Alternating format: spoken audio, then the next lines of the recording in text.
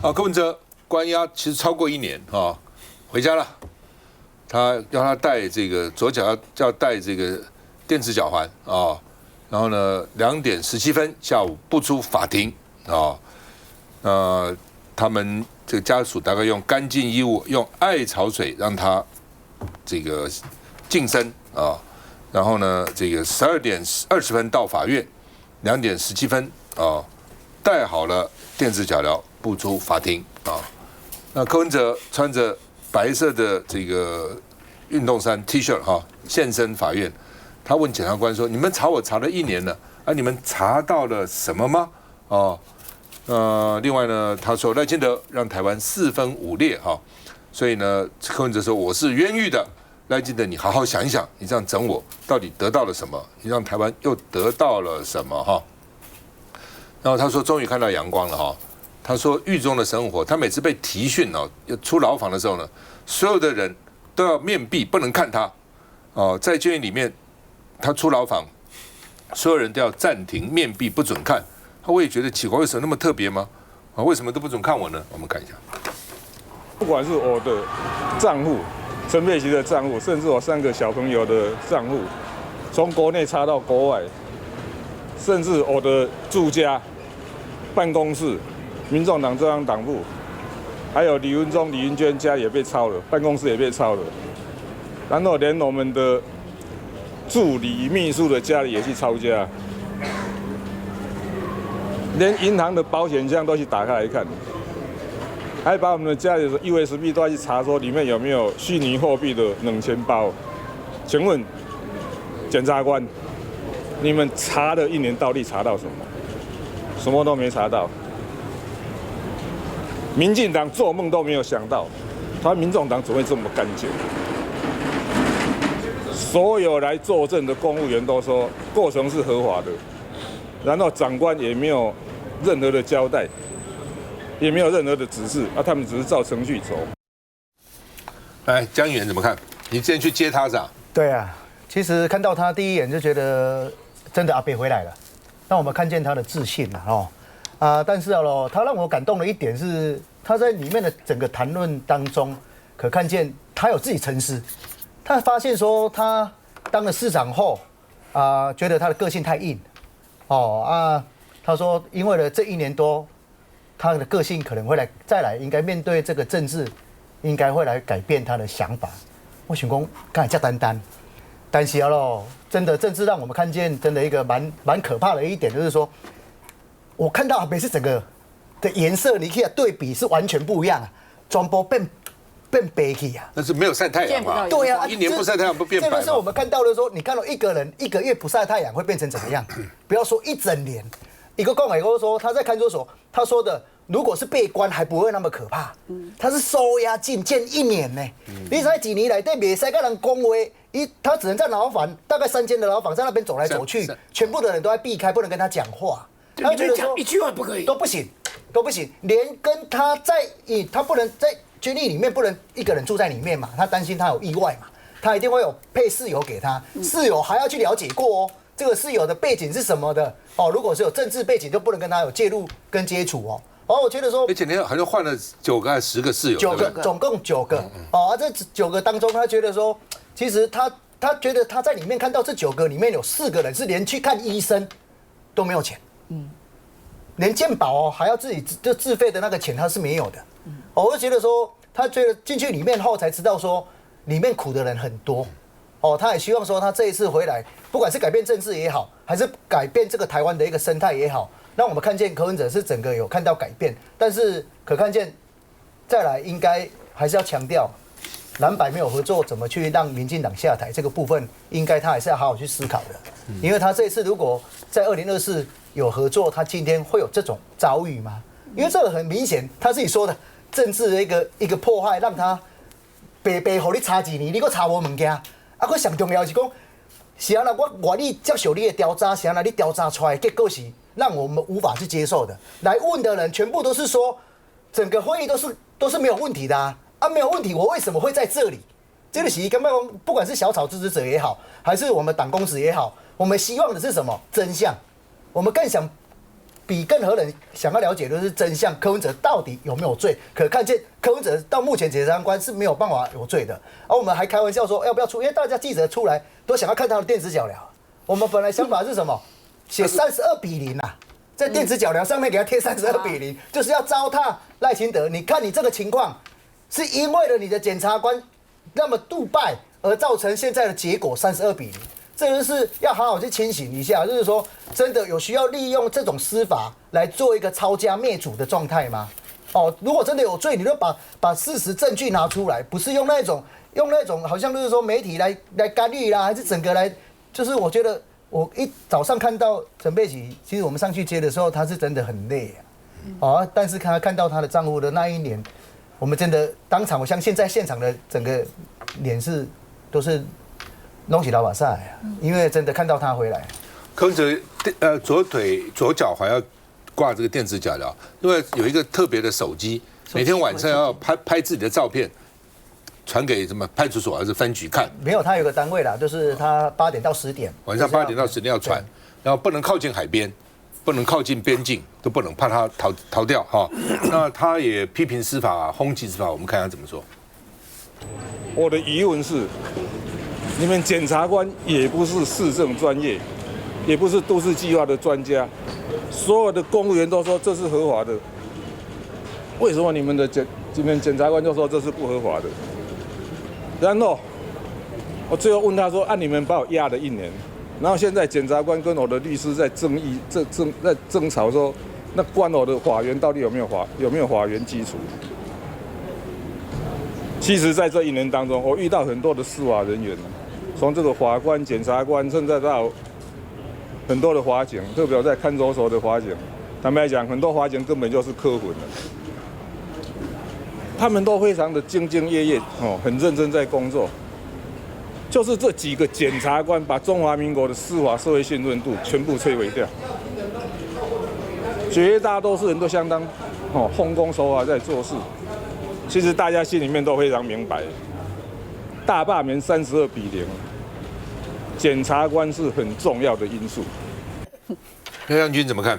我想当然柯文哲从看守出来交保之后哦，那当然这个接下来司法案件还是持续在进行当中哦。那我们看到在金华城案件里面，当然也有一些看到说有后续检察官又有在提示一些新的证据出来哦。那当然最后这个案件到底有没有涉及到图利以及最后会不会成案，这当然还是由法官来做最后的判断。但是在整个过程当中，我们看到说民众党一直不断将柯文哲的这起司法案件做成一个政治追杀的政治操作，但是台湾是一个法治的国家，所以呢，在法官的审理过程当中，我想现在整个我想看整个民众党哦，在从去年一直到现在，去了北检外面好几次，去了北院外面好几次，都用这样子一个非法集会的行为，然后透过这一些方式，不断的去给这些司法机关很多的压力，我觉得这个是一个非常非常坏的示范哦。那我想在各个不同的司法案件当中，我想今天如果不是柯文哲，今天如果是其他的人，他进去里面，然后如果外面也同样有这样子的人，不断的在北检北院外面来去做非法违法的集会跟抗议，然后大家这个警方都不管，然后呢整个社会有更加的动荡，这是不对的。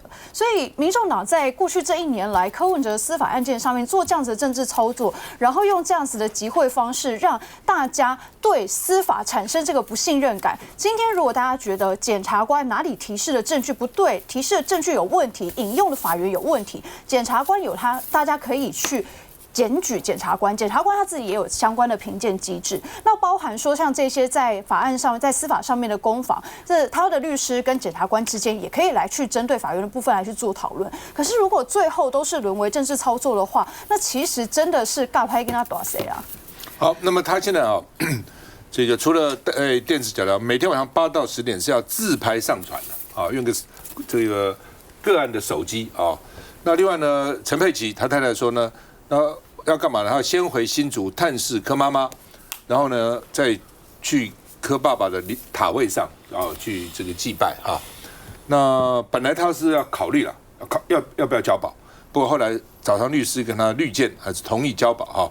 那陈佩琪说，他需要有一个好好的这个安静、安全、平静的环境去面对自己的官司，因为他一审呢，据说大概12月可能就会宣判了。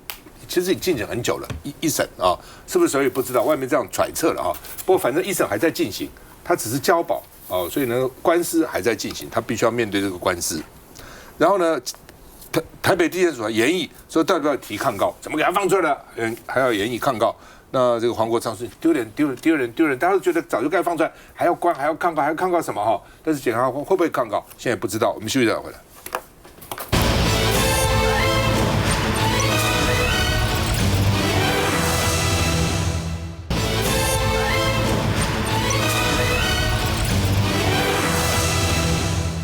好，一个人关在一个房间里3坪大哈，睡在马桶旁边，哦，然后呢，不能跟别人见面，不能说话哈。那所以呢，一定对一个人还是有相当的影响了啊。那柯文哲说，这是一个机会反省改进，关了1年啊，当了30年外科医生，当8年台北市长，觉得自己太强硬、太急躁啊。那他也想想。他说：“一来就说提了韩国瑜，韩国瑜曾经说过，莫忘世上苦人多，但是我从来没有机会跟苦人在一起生活，家庭环境也不错啊，哦，新竹中学、台大医科，所以没有接触的，要么就是病人嘛哈。他说没有看到社会另外一面。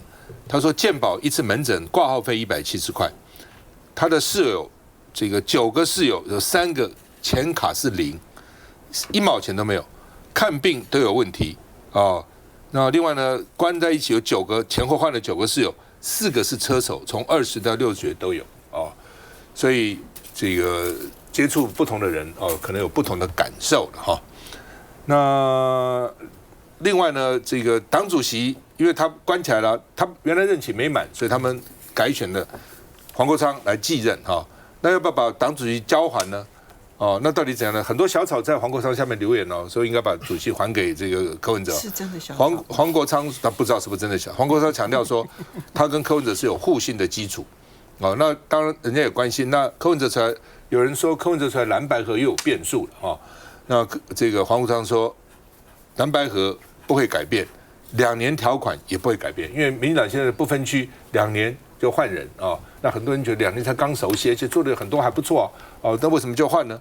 那这个他们当时就讲说，除非柯文哲要改，否则不会变哦。所以黄国昌特别强调，蓝白合跟2年条款不会变啊。不过哦，他说呢，所谓蓝白合不变呢，是这种福国利民的法案，但是2026地方大选比较复杂哦，到时候就看这个主席啊，还有看这个国民党的主席完成改选以后，看到底怎样哈。那另外呢，国民党说恩怨已经翻页，因为大家都很担心啊。说这样会不会有恩恩怨怨呢？哦，跟柯文哲啊，他说恩怨，谢龙介说恩怨已经翻页了。黄国昌也说方向不变啊，所以看起来呢，这个看起来按照除非柯文哲有另外的改变啊，否则的话，现在看起来方向是不变的了哈。那民进党当然现在就开始笑说呢，柯文哲会变成蓝白共主哦，将来国民党会变成小白，因为什么？因为柯文哲是明星，黄国昌也是政治明星。但是国民党是没有明星的，所以呢，没有明星，现在政治就叫明星啊，将来变成国民党可能要听民众党的。我们看一下柯文哲怎么谈他的冤狱。羁押禁见整整1年，今天是我第一次看到阳光。不过关了1年，有时候对我来讲也是一个机会反省改进的。我当了30年的外科医生，都当过8年台北市长，我也觉得我太强硬，有时候太急躁。这1年当中，也让我可以好好的想一下，我有什么地方可以改进，而且更重要的，心存善念，尽力而为。希望台湾因为有我们可以变得更好，不要像赖清德那样，让整个台湾四分五裂。这个案子根本是冤狱。我同学李文忠，他根本没有碰到金华城案，因为那一段时间他根本就没有在台北市政府，就为了一通简讯，把他关了11个月。台湾民主化30年，怎么还有这种冤狱？来，凤清。刚刚其实亮君议员他说，台湾是个法治的国家，如果不是柯文哲的话，会有人在外面这样子去抗议司法吗？他在讲这话的时候，我的感触很深刻。我很想问，现在还有多少人相信台湾是一个法治国家？如果不是柯文哲，会在一个没有查到任何金流的一个案子上面，然后同时就连图利的程序上面找不到任何违法的地方的情况之下，去羁押一个人，连续羁押至少252天吗？因为这段期间是做一个很强烈的对比，郑文灿是查到金流，所以他是贪污罪在治罪的过程，在审判的过程，但是他羁押的时间一共47天。柯文哲这一次，他经过了3次的交保，2次的羁押，2次的羁押，这一次的羁押252天，是整整郑文灿羁押时间的5倍的时间。如果不是柯文哲，会押这么久吗？那么柯文哲是7000万的交保，而郑文灿是有贪污的金流的情况之下是2800万交保。柯文哲要带电子脚镣，而郑文灿不需要。柯文哲要手机科技监控，而郑文灿不需要。所以我很想问，还有多少人相信台湾是一个法治国家？这一次当然很多案件的细节，大家其实在这段期间讨论度非常的高。可是我觉得，其实，在政治上面，它已经出现了剧烈的变化。去年在办整个金华城的案子，然后办到最就是各种谣言很多，然后检方不断的透过媒体放话的那一段期间，民众党的支持度，我以 TVBS 的民调来看，一度曾经掉到9%。可是最新的调查，它现在已经回升到14%，而且这几次的调查都非常稳定在14%、15%之间误差范围之内，所以民众党它已经被压不垮了，这是民进党现在必须认清的现实。而美丽岛电子报当中，3个政党的好感度，民进党最低，民众党的好感度34.2%。然后国民党的好感度36.3%，而民进党的好感度降到只有33.1%，半年前它还有43%。那这里难道检察官这一种办案让大家不可信任这件事情，不是扮演了非常重要的角色吗？如果检察官的办案让人们信任，那民众党还会有15%的支持度吗？这就是民意之所向，告诉大家说，你用这种方式去办，我再讲一次，你查不到金流。然后你在图利这件事情上面，你说事实上图利，好，事实图利是不是大家可以辩论？可是程序上面，你到目前为止找不到一个违法的缺失，你找不到一个。你唯一认罪的副市长彭正生，他说的理由是说，因为检察官比我懂法律，所以呢，他说我有罪，我就说我承认我有罪。不要忘了，彭正生他在都市计划也好，或者在土地这方面相关，他做了一辈子，结果他所认知的法律跟检察官认知的法律不一样，他只好说检察官说我有罪，我就有罪。你认为这件事情对于检察官去办图利是有帮助的吗？所以今天这整件事情，为什么它会成为台湾一个很重要的一件大事？恰恰就是因为太多人因为这个案子而不再相信台湾是一个法治国家，这才是赖清德我觉得柯文哲指责赖清德把台湾变成4分5裂的国家，这件事情是有一定的道理。因为当人们不再相信法治，所有的一切基础全部都被打散。就是柯文哲有罪没罪，到时候法院来判哦。但是呢，这个起诉以后还羁押他将近1年的时间，甚至超过1年的时间。我不管什么党派啊，基本上都认为说，哦，太长了，太过头了。就任何事情不能过头了，你过头的话哦，这个所谓物极必反，就是这个道理了哈。那柯文哲出来会不会影响到蓝白合作？哦，因为黄国昌当主席，蓝白在立法院是合作的，甚至罢免啊、反罢免也有合作。那柯文哲会不会这个维持这样的一个路线，还是会变？因为2024的时候本来就应该合作的，如果合作的话，可能现在执政者就不是赖清德了。但是柯文哲到最后还是不要啊，都已经谈到差不多了。哦，我每次看到侯友宜都跟他讲，说你要合作，你要合作。侯友宜都说我知，我知道。但是侯友宜每次跟侯友宜自己跟我讲，他每次跟柯文哲谈，柯文哲都侮辱他，说你也得杀了，我得你点没动算了。他说侯友宜说他受尽屈辱，但是为了合作一直忍气吞声。哦，那我就一直劝他，我为什么会当副总统？我当时想当什么副总统？虽然柯文哲后来问我说，我一直劝柯文哲，如果到后来柯文哲还是不同意，那你能不能同意我？那否则的话，我后面都没有人了，对不对？我现在也不能去找啊，找人柯文哲说我没诚意啊，对，所以我一直到后来我跟侯友宜签个什么记，因为柯文哲一直不愿意，我说你干脆跟侯友宜讲，说你侯友宜我跟侯友宜说，你跟柯文哲讲，如果你柯文哲不同意，我就要找赵少康，他已经愿意当我副总统了，然后叫请柯文哲去做个民调看看我当了副总统民调会怎样，柯文哲搞不好就愿意了。侯友宜说不行呢，这样的话柯文哲知道我要找别人呢。那我现在每天找他，不是表示诚意不够吗？你看侯友宜在乎到这个地步呢，他这样有诚意呢。然后国民党为了柯文哲，把他要提名副总统的中常会延到登记那天的下午啊，就是希望等柯文哲这样的诚心诚意等他。好，然后后来跟我通知我说早上就要开了，我说不是等柯文哲，柯文哲你去登记了，柯文哲早上去登记了，那国民看登记没辙了，才说好吧，你登记我就提到上午。侯友宜还跟我讲说，我早上7点还打电话给柯文哲，不接我电话，所以没办法。所以柯文哲是那样子面对蓝白合，你知道？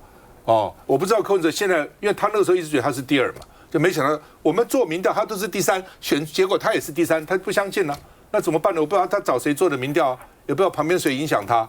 哦，那好了，后来搞是这样的结果，否则的话他可能也不会被关1年多，而且将来法院怎么判都还不一定啊。所以柯文哲出来会不会影响到蓝白合？看一下。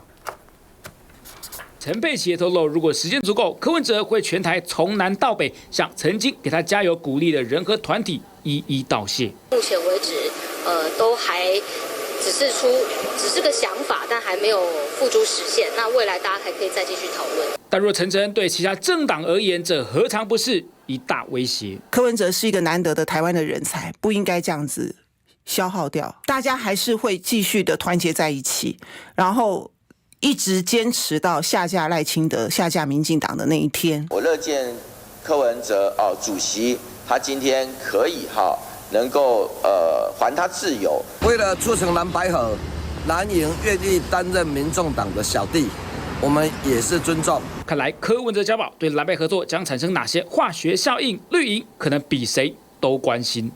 是，我提下来，我觉得蓝白合只会强化了。而且柯文哲也讲了嘛，福国利民法案一定继续合作，他已经讲了。那其他到底是什么不知道了哈。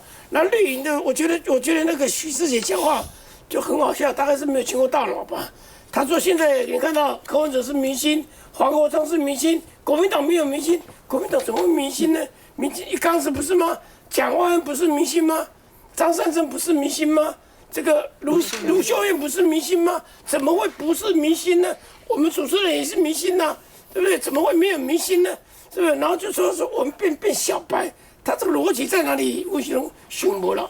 我是认为啦哈，我是认为现在来讲，经过726，经过823，经过核3的公投，蓝白的合作是更加的紧密。就大家都说你要监督民进党，要下架民进党，绝对只有蓝白合这条路。没有这条路是没有办法来讲的话，其他的话那给讲的啦哈。那你说这个过去这个柯建铭怎么不是柯文哲怎么去骂国民党，国民党怎么骂柯建铭？我觉得那个都翻篇了啦。够整了。翻篇，你可以想嘛，黄国昌当初来当立委的时候，他怎么骂国民党嘛？你想这个嘛？你说他翻篇，那回到刚才亮君提到的，你说这个东西不是法治国家，对不起，台湾民主政治史上。一直在破坏法治的就是民进党，他多少次没有申请集会游行，就这样冲，就这样撞。我们在讲更具体的，胡茂难道不是吗？去霸占立法院，侵占公署，这是什么罪啊？这当场这是一个现行犯，马上可以抓的，他都可以这样做了，怎么会这样扯这个？所以我觉得这个都扯远了哈。要就看你现在到底怎么样？现在大家看的是。柯文哲让你怎么查，你查不到那种直接证据。你要说杀人一定要找什么？找凶器嘛，找死者嘛，你找那伤口对不对嘛？这些人事实地物，那柯文哲你都是用间接的那个角度去讲说这个一修这个东西没有一招毙命的一个证据。我觉得这个才是一个司法可怕的地方，就是这次来讲的话，我也认为这次要不是726、823合3公投都选得这么好，柯文哲到现在可能还不会放。休息一下再回来。